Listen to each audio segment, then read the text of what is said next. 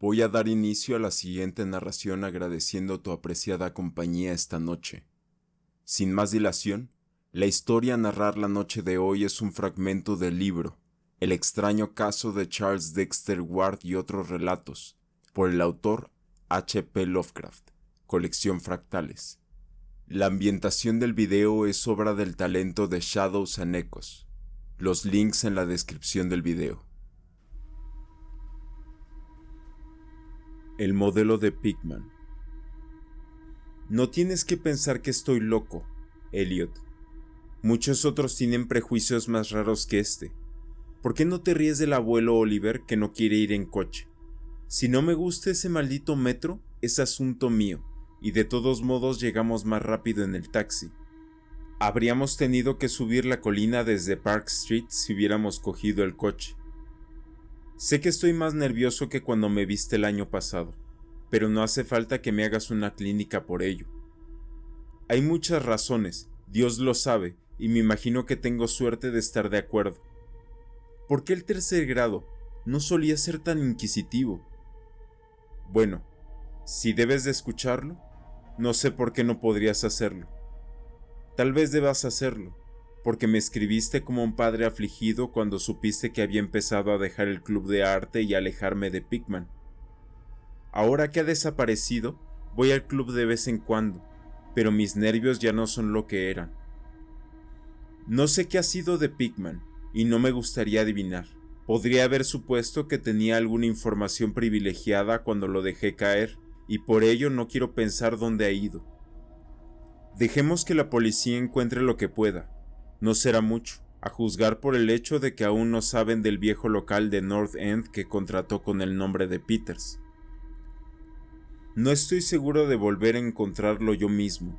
No es que lo intente, ni siquiera a plena luz del día. Sí sé, o me temo que sé, por qué lo mantuvo. Estoy llegando a eso, y creo que entenderá antes de que termine por qué no se lo digo a la policía.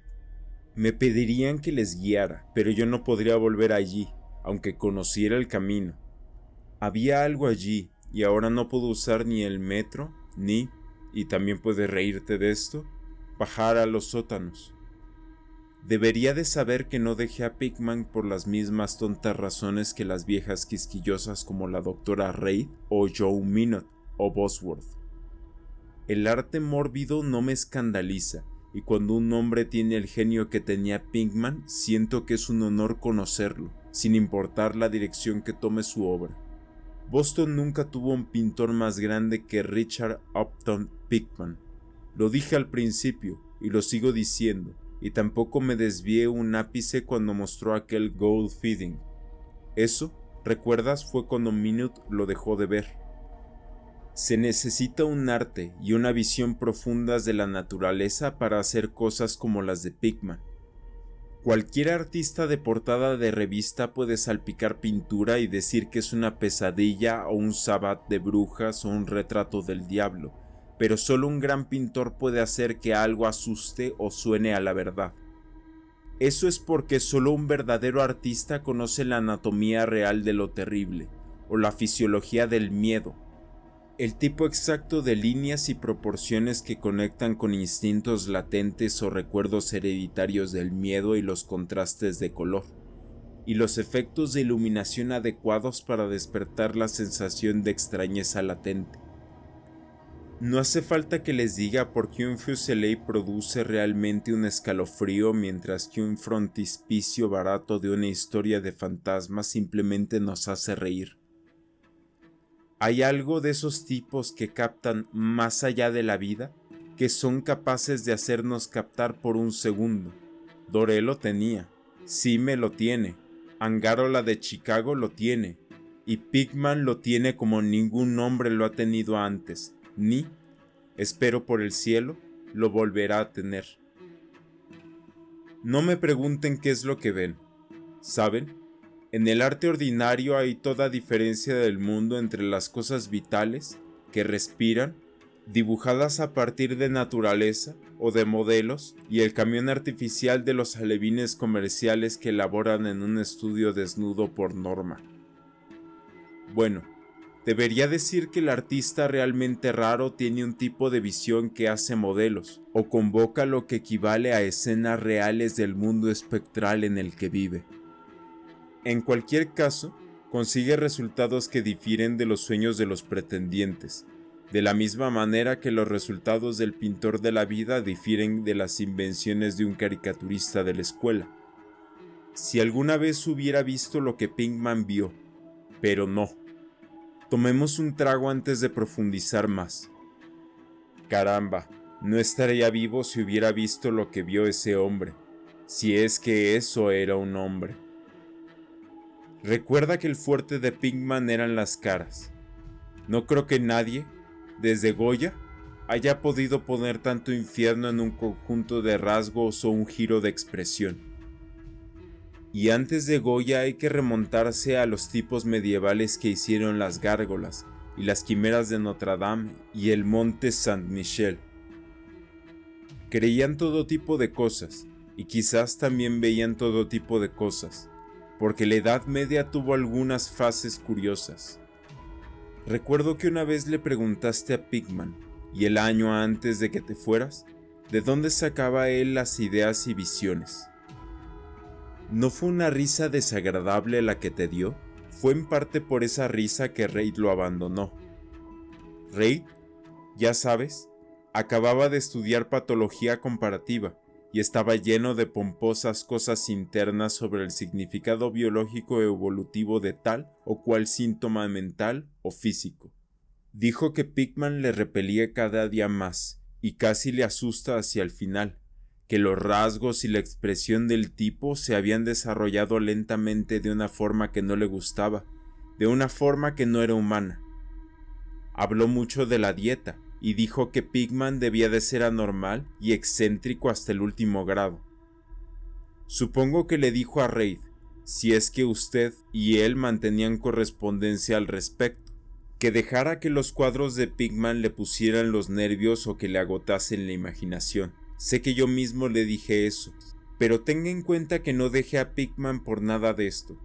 Al contrario, mi admiración por él seguía creciendo, porque ese Gold Feeding era un logro tremendo.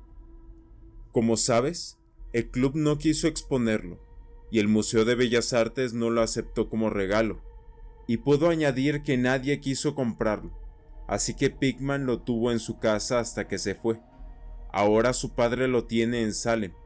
Ya sabes que Pinkman procede de la vieja estirpe de Salem, y que a su antepasado brujo fue ahorcado en 1692. Me acostumbré a visitar a Pinkman con bastante frecuencia, sobre todo cuando empecé a tomar notas para una monografía sobre arte extraño. Probablemente fue su trabajo el que me metió la idea en la cabeza y, en cualquier caso, me pareció una mina de datos y sugerencias cuando llegué a desarrollarla. Me mostró todos sus cuadros y dibujos que tenía, incluidos algunos bocetos a lápiz y tinta que, según creo, habrían hecho que le echaran del club si muchos de los socios los hubieran visto. En poco tiempo me convertí casi en un devoto y lo escuchaba durante horas, como un colegial, las teorías artísticas y especulaciones filosóficas, lo suficientemente descabelladas como para que le dieran la razón en el manicomio de Danvers.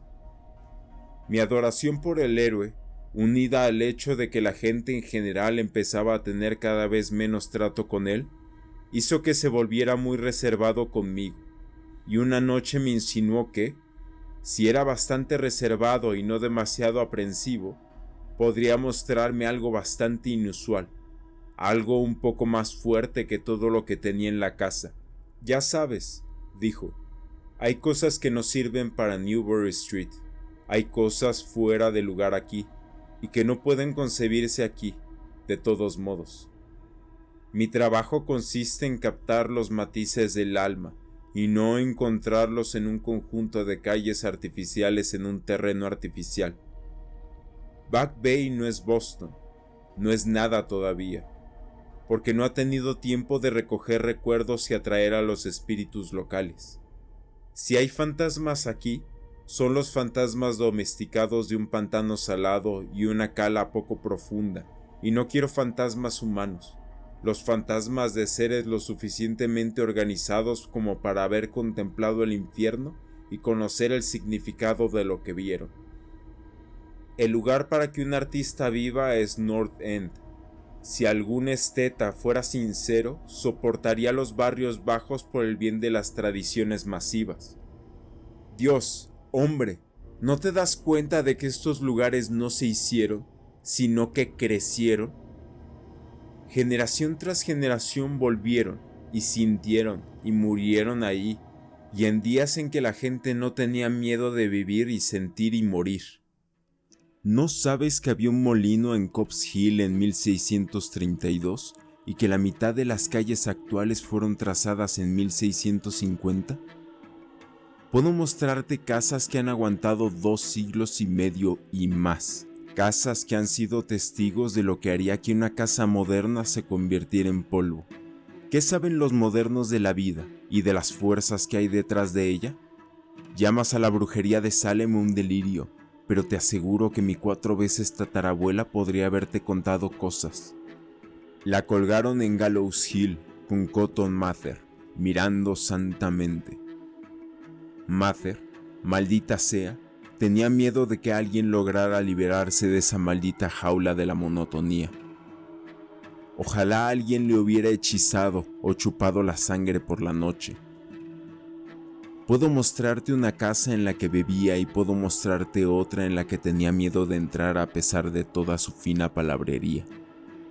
Sabía cosas que no se atrevía a poner en su estúpida Magnalia o en esa pueril Maravillas del Mundo Invisible.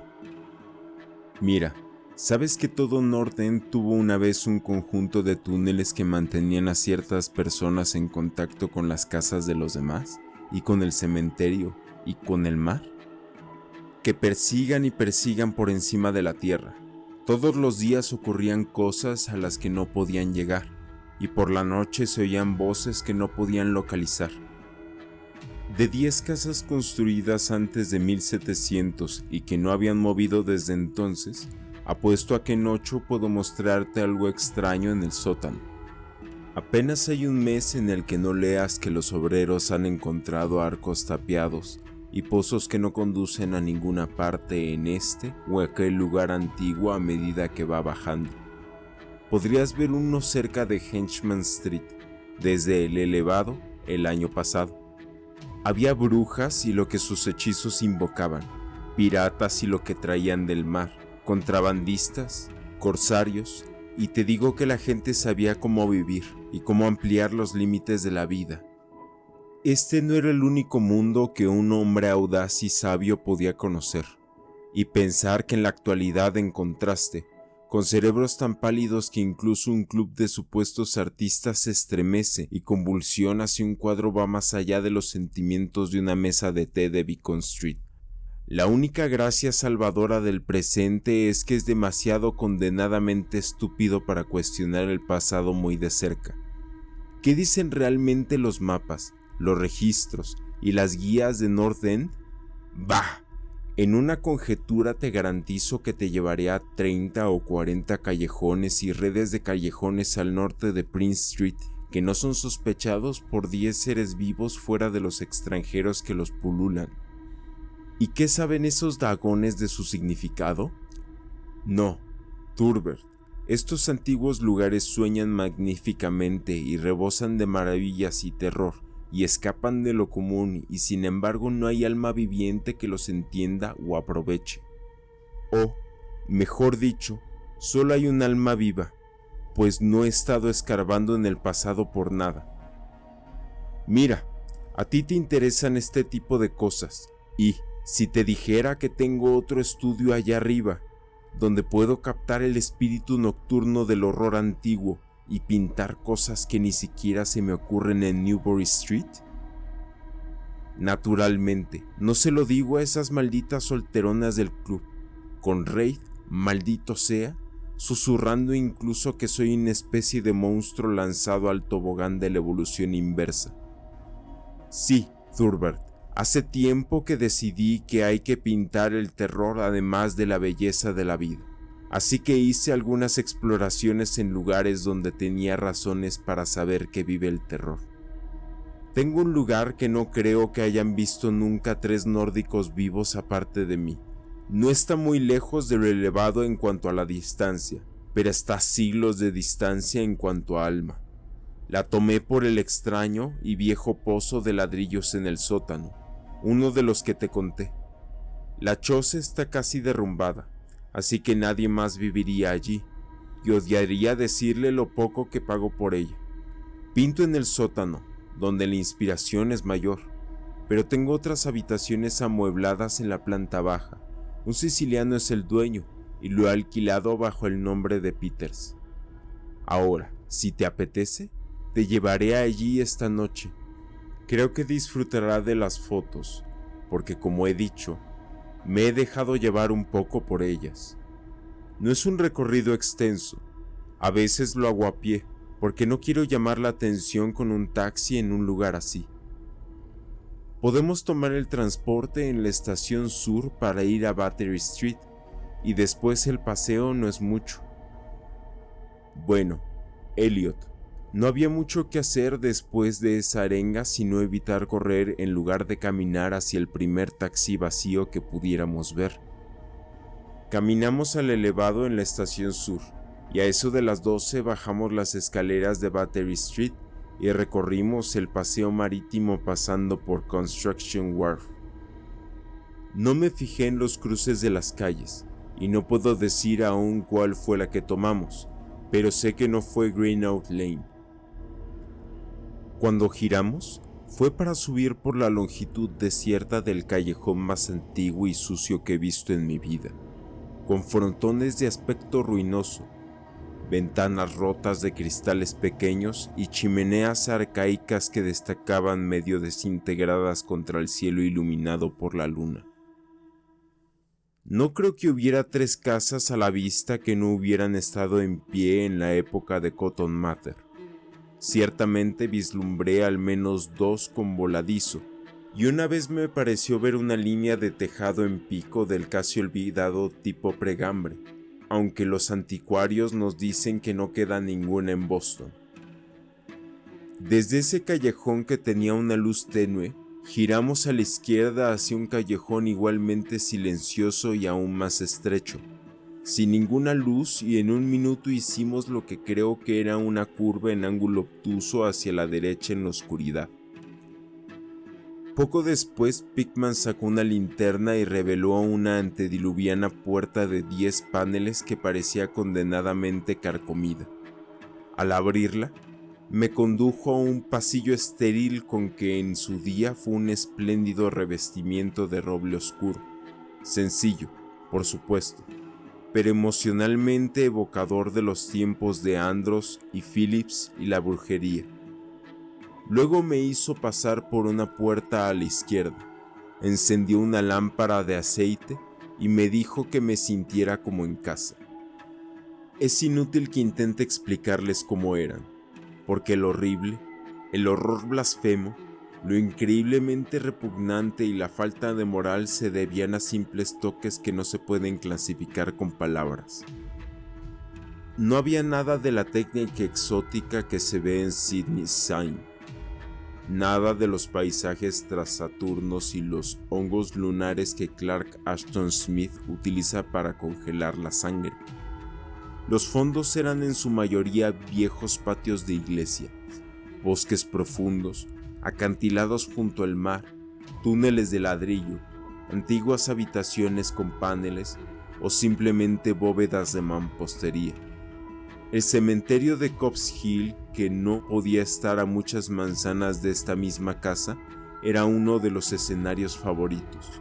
La locura y la monstruosidad residían en las figuras del primer plano, ya que el arte mórbido de Pickman era predeterminadamente un retrato daemónico. Estas figuras rara vez eran completamente humanas, pero a menudo se acercaban a la humanidad en mayor o menor grado. La mayoría de los cuerpos, aunque son más o menos bípedos, están inclinados hacia adelante y tienen un aspecto vagamente canino. La textura de la mayoría era una especie de goma desagradable. Ahora puedo verlos. Sus ocupaciones. Bueno, no me pidas que sea demasiado preciso. Normalmente se alimentaban, no diré de qué. A veces aparecían en grupos en cementerios o paisajes subterráneos y a menudo parecían luchar por su presa o, mejor dicho, por su tesoro y qué maldita expresividad daba Pinkman a veces a los rostros sin vista de este botín de carnicería. De vez en cuando las cosas se mostraban saltando a través de las ventanas abiertas por la noche, o en cuclillas sobre pechos de los durmientes, preocupándose por sus gargantas. Un lienzo mostraba a un grupo de ellos aullando alrededor de una bruja ahorcada en la colina de la Horca, cuyo rostro muerto guardaba un estrecho parentesco con el suyo. Pero no piensen que fue del todo este horrible asunto del tema y el escenario lo que me hizo desfallecer. No soy un niño de 3 años y había visto mucho de esto antes. Fueron los rostros, Elliot. Esos rostros malditos que miraban de soslayo y salían del lienzo con el mismo aliento de vida. Por Dios, hombre, realmente creo que estaban vivos. Ese mago nauseabundo había despertado los fuegos del infierno en el pigmento y su pincel había sido una varita que los engendraba pesadillas. Dame ese desencantador, Elliot. Había una cosa que se llamaba la lección. Dios me libre de haberla visto. Escucha, ¿te imaginas un círculo de cosas sin nombre, parecidas a perros, en el patio de una iglesia, enseñando a un niño pequeño a alimentarse como ellos? El precio de un mutante, supongo. Ya sabes el viejo mito de cómo la gente rara deja sus crías en cunas a cambio de los bebés humanos que roban. Pinkman estaba mostrando lo que ocurre con esos bebés robados, cómo crecen, y entonces empecé a ver una horrible relación en los rostros de las figuras humanas y no humanas. En todas sus gradaciones de morbosidad entre lo francamente no humano y lo degradadamente humano, estaba establecido un vínculo y una evolución sardónicos. Las cosas perro se desarrollaron a partir de los mortales.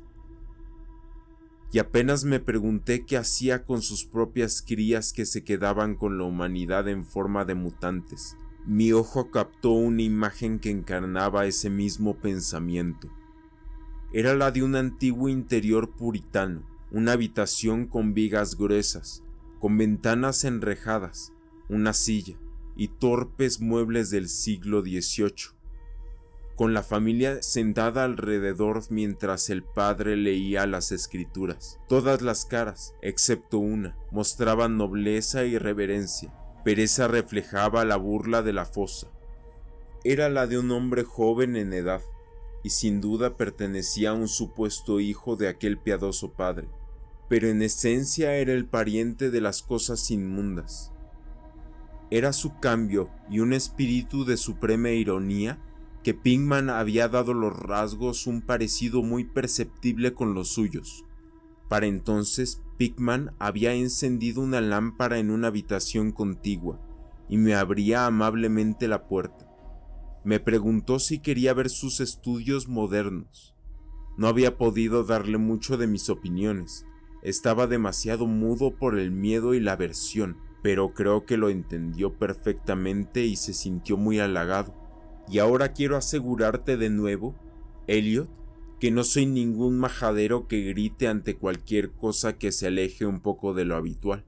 Soy de mediana edad y decentemente sofisticado, y supongo que viste lo suficiente de mí en Francia para saber que no soy fácil de noquear. Recuerde también que ya había superado el aliento y me había acostumbrado a estas espantosas imágenes que convertían la Nueva Inglaterra colonial en una especie de anexo del infierno. Pues bien, a pesar de todo esto, la siguiente habitación me arrancó un verdadero grito y tuve que agarrarme a la puerta para no desplomarme. La otra cámara había mostrado una manada de demonios, brujas que invadían el mundo de nuestros antepasados, pero esta traía el horror directamente a nuestra propia vida cotidiana. Caramba, ¿cómo sabía cómo pintar ese hombre? había un estudio titulado Accidente en el metro, en el que una bandada de esas cosas viles trepaba desde alguna catacumba desconocida a través de una grieta en el suelo del metro de Bolison Street y atacaba a una multitud de personas en el andén. Otro mostraba un baile en Copp's Hill entre las tumbas con el fondo de hoy. Luego había un gran número de vistas de sótanos, con monstruos que se introducían a través de agujeros y grietas en la mampostería, y sonreían mientras se acuclillaban detrás de barriles u hornos, y esperaban a que su primera víctima bajara a las escaleras. Un asqueroso lienzo parecía representar una vasta sección transversal de Beacons Hill, con ejércitos de hormigas de los monstruos metíficos que se apretujaban a través de las madrigueras que avoloteaban el suelo. Los bailes de los cementerios modernos se representaban libremente, y otra concepción me impactó más que todas las demás, una escena en una bóveda desconocida, donde decenas de bestias se apiñaban alrededor de una que sostenía una conocida guía de Boston y que evidentemente estaba leyendo en voz alta. Todos señalaban un determinado pasaje, y todos los rostros parecían tan distorsionados por una risa epiléptica y reverberante que casi me pareció oír los ecos diabólicos. El título del cuadro era Holmes, Lowell, Longfellow yacen enterrados en Mount Auburn. Mientras me estabilizaba gradualmente y me reajustaba a esta segunda habitación de diablura y morbosidad, comencé a analizar algunos de los puntos de mi repugnancia enfermiza. En primer lugar, me dije, estas cosas me repelían con una absoluta inhumanidad y crueldad insensible que mostraban en Pinkman. El tipo debe de ser un enemigo implacable de toda la humanidad para regocijarse tanto en la tortura del cerebro y la carne y la degradación de la vivienda mortal. En segundo lugar, aterrorizaban por su propia grandeza. Su arte era arte que convencía. Cuando veíamos los cuadros, veíamos a los propios demonios y les temíamos. Y lo más extraño era que Pinkman no obtenía nada de su poder del uso de la selectividad o la bizarria. Nada estaba borroso, distorsionado o convencionalizado. Los contornos eran nítidos y reales, y los detalles estaban casi dolorosamente definidos, y los rostros. No era una mera interpretación de un artista lo que veíamos, era un pandemonium en sí mismo, claro como el cristal en la cruda objetividad. El hombre no era en absoluto un fantaísta o un romántico, ni siquiera intentaba ofrecernos las agitadas y prismáticas efemérides de sueños, sino que reflejaba con frialdad y sobriedad un mundo de horror estable, mecánico y bien establecido que él veía de forma completa, brillante, directa y sin fisuras. Dios sabe qué pudo ser de ese mundo, o dónde vislumbró alguna vez las formas blasfemas que correteaban, trotaban y se arrastraban por él, pero cualquiera que fuera la desconcertante fuente de sus imágenes, una cosa estaba clara: Pinkman era en todos los sentidos, en la concepción y en la ejecución, un realista minucioso, meticuloso y casi científico. Mi anfitrión me condujo ahora al sótano, a su verdadero estudio, y me preparé para ver algunos efectos infernales entre los lienzos inacabados. Cuando llegamos al final de la húmeda escalera, dirigió su linterna hacia una esquina del gran espacio abierto que tenía a la mano, revelando el bordillo circular de ladrillo de lo que evidentemente era un gran pozo en el suelo de tierra. Nos acercamos y vi que debía de tener 1,5 metros de ancho, con paredes de un buen metro de grosor y unos 15 centímetros por encima del nivel del suelo. Una obra sólida del siglo XVII, o estaba muy equivocado. Eso dijo Pinkman. Era el tipo de cosas de las que había estado hablando, una abertura de la red de túneles que solía socavar la colina. Me fijé ociosamente en que no parecía estar tapiado y que un pesado disco de madera formaba la parte cubierta. Al pensar en las cosas con las que debía de estar conectado este pozo si las locas insinuaciones de Pinkman no hubieran sido mera retórica, me estremecí ligeramente. Luego me volví para seguirle y subí un escalón y atravesar una estrecha puerta que daba a una habitación de buen tamaño, provista de un suelo de madera y amueblada como un estudio. Un equipo de gas de acetileno daba la luz necesaria para trabajar. Los cuadros inacabados sobre caballetes o apoyados en las paredes eran tan espantosos como los terminados en el piso de arriba y mostraban los métodos minuciosos del artista. Las escenas estaban trazadas con extremo cuidado y las líneas de guía trazadas a lápiz daban en cuenta de la minuciosa exactitud con la que Pinkman lograba la perspectiva y las proporciones correctas. El hombre era genial, lo digo incluso ahora, sabiendo tanto como yo. Una gran cámara sobre una mesa me llamó la atención, y Pinkman me dijo que la utilizaba para tomar escenas para los fondos, de modo que pudiera pintarlas a partir de fotografías en el estudio en lugar de llevar su propio equipo por toda la ciudad para obtener tal o cual vista. Pensaba que una fotografía era tan buena como una escena real o un modelo para un trabajo sostenido, y declaró que las empleaba regularmente. Había algo muy inquietante en los nauseabundos bocetos y las monstruosidades a medio terminar que asomaban por todos lados de la habitación, y cuando Pinkman desveló de repente un enorme lienzo de lado alejado de la luz, no pude por mi vida contener un fuerte grito, el segundo que emitía aquella noche. Resonó y resonó a través de las tenues bóvedas de aquel antiguo y nitroso sótano, y tuve que ahogar un torrente de reacción que amenazaba con estallar de forma de risa histérica. Creador misericordioso, Elliot, pero no sé cuándo era real y cuándo era fantasía febril. No me parece que la tierra pudiera albergar un sueño así.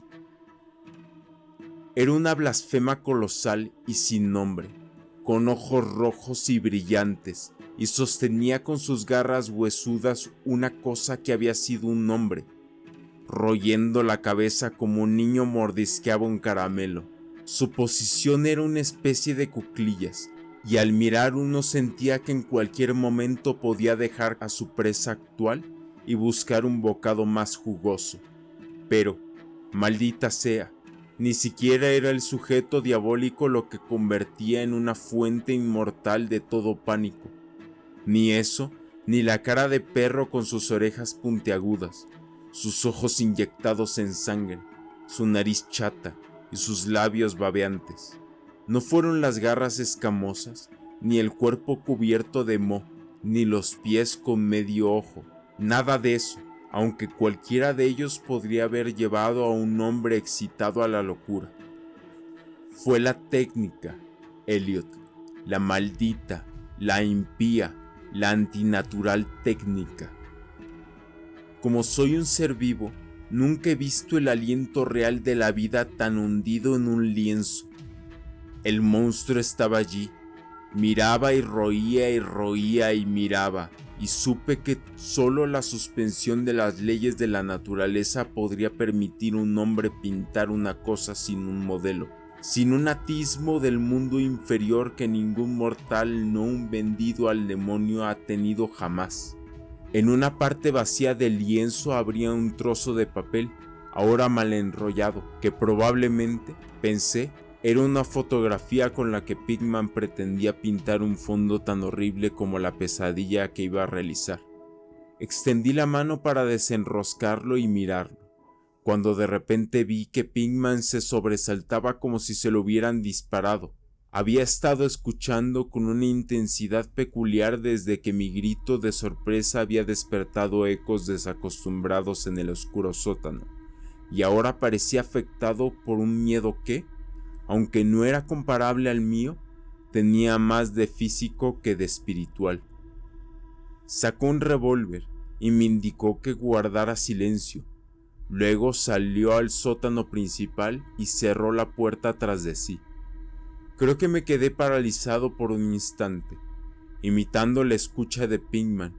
Me pareció oír un débil sonido de correteo en alguna parte y una serie de chillidos o vahidos en una dirección que no pude determinar. Pensé en ratas enormes y me estremecí. Luego se oyó una especie de estruendo tenue que, de alguna manera, me puso la piel de gallina, un estruendo fortuito a tientas. Aunque no puedo intentar expresar lo que quiero decir con palabras, era como una pesada madera cayendo sobre la piedra o el ladrillo, madera sobre ladrillo. ¿Qué me hizo pensar? Volvió a sonar y más fuerte. Hubo una vibración como si la madera hubiera caído más lejos de lo que había caído antes. Después siguió un ruido agudo y chillante, un grito de Pinkman y la descarga ensordecedora de las 6 cámaras de un revólver, disparando espectacularmente como un domador de leones podía disparar en el aire para causar efecto. Un chillido, un graznido apagado y un ruido sordo. Luego, más chirridos de madera y ladrillos, y una pausa y la apertura de la puerta, ante la cual confieso que me sobresalté violentamente. Pinkman reapareció con su arma humeante, maldiciendo a las ratas hinchadas que infestaban el antiguo pozo. A saber lo que comen, Thurber, sonrió, porque esos túneles arcaicos tocaban el cementerio, y guarida de brujas, y costa de mar. Pero sea lo que sea, deben de haberse quedado cortos, porque estaban endemoniadamente ansiosos por salir. Tus gritos los han despertado, supongo. Más vale ser precavido en estos viejos lugares. Nuestros amigos roedores son el único inconveniente, aunque a veces pienso que son una ventaja positiva en cuanto a la atmósfera y el color. Bueno, Elliot, ese fue el fin de la aventura de la noche. Pinkman habría prometido mostrarme el lugar y el cielo sabe que lo hizo. Me condujo fuera de aquella maraña de callejones en la otra dirección. Al parecer, pues cuando divisamos un poste de luz nos encontrábamos en una calle medio familiar con monótonas hileras de bloques de viviendas y calles antiguas mezcladas. Resultó ser Charles Street, pero estaba demasiado nervioso para darme cuenta de dónde la habíamos alcanzado. Llegamos demasiado tarde para el elevado y regresamos al centro en Hangover Street. Recuerdo ese paseo. Cambiamos de Tremont a Beacon y Pinkman me dejó en la esquina de Joy. Nunca volví a hablar con él. ¿Por qué lo dejé? No seas impaciente. Espera a que llame a pedir un café. Ya hemos tenido bastante de lo otro, pero yo por mi parte necesito algo. No fueron las pinturas que vi en ese lugar, aunque juraría que fueron lo suficiente para condenarlo al ostracismo en 9/10 partes de los hogares y clubes de Boston, y supongo que no se preguntará ahora por qué tengo que mantenerme alejado de los subterráneos y los sótanos. Fue algo que encontré en mi abrigo la mañana siguiente.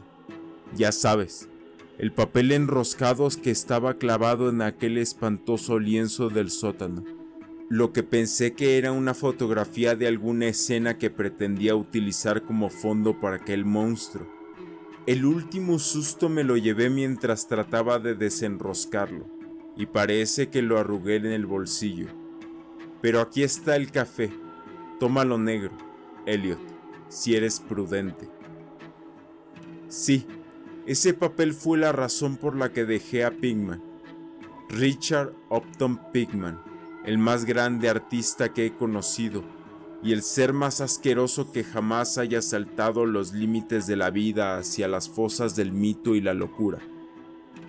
El viejo Elliot Reid tenía razón. No era exactamente humano. O bien había nacido de una sombra extraña, o había encontrado la manera de abrir la puerta prohibida. Ahora da igual, porque ha vuelto a la fabulosa oscuridad que tanto le gustaba frecuentar. Toma, pone en marcha el candelabro. No me pidas que te explique ni siquiera conjeturas sobre lo que me quemé. Tampoco me preguntes qué hay detrás de ese revuelto de topos que Pigman se empeña en hacer pasar por ratas. Hay secretos, ya sabes, que podrían venir de los viejos tiempos de Salem, y Cotton Mather cuenta cosas aún más extrañas. Ya sabes que los cuadros de Pigman eran condenadamente reales y que todos nos preguntábamos de dónde había sacado esas caras. Bueno, ese papel no era una fotografía de ningún fondo después de todo.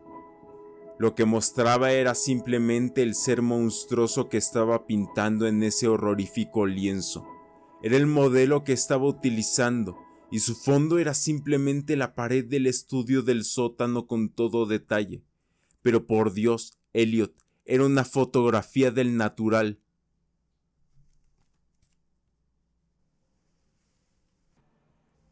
Muchísimas gracias por acompañarme en este video de Narraciones Catrín.